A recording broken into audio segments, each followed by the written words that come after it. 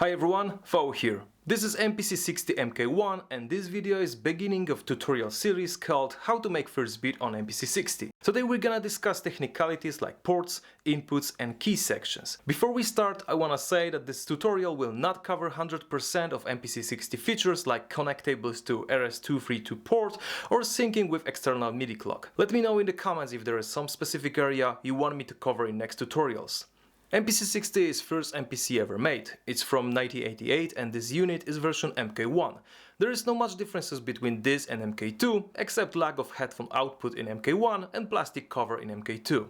MPC60 in both versions are 12-bit, not 16 like we used to have in every other MPC, and on top of that it's 40 kHz, not 44.1. Upgraded RAM to 2 MB will give you 26 second sampling time. In this tutorial, we're gonna use MPC with 3.15 Vimana operating system, so please keep that in mind if you notice some differences between my tutorial and your MPC.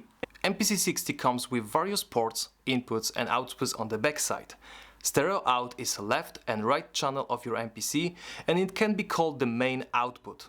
You should connect these outputs to the speakers or mixer if you want to hear every sound from your MPC. Stereo out contains not assigned and assigned to individual out sounds and also a metronome. Echo section is used if you want to use external effects with MPC60. It doesn't need to be echo exactly, you can use reverb or another effect. Using sounds and 4, you can assign sound that will come out by mix out output. That output you should connect with input on your effect, and outputs from the effect you should connect to return in section. The next input is rec in and allows you to record samples into MPC. It came with gain section where we can choose how much we want to adjust volume of incoming sample. Remember that increasing gain will increase the noise.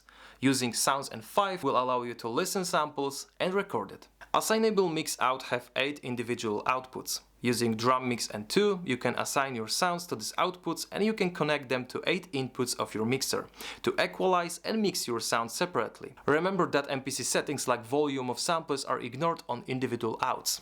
In MPC60 we have 4 MIDI outs and 2 MIDI in ports. We also have 2 foot speech inputs, metronome out which become handy when we are using assignable mix out, and finally sync in and out to synchronize your MPC to another instrument or another instruments to MPC BPM.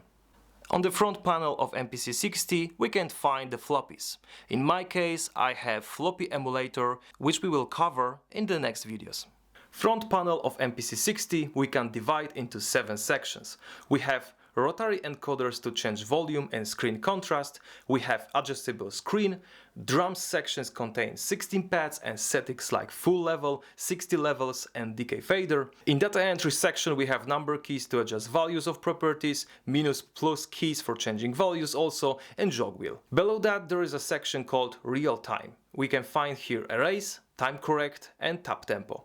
The biggest section is commands. This is where you can change sample mixer settings, edit or copy sequences or tracks and use disk features. We will dive into each command in further videos. Worth to notice that this section also have cursors to move around the screen. And finally, play rec section where we can start the beat, stop it, record notes or move around the bars or notes. That's all for this part. Thank you guys for watching and see you next time.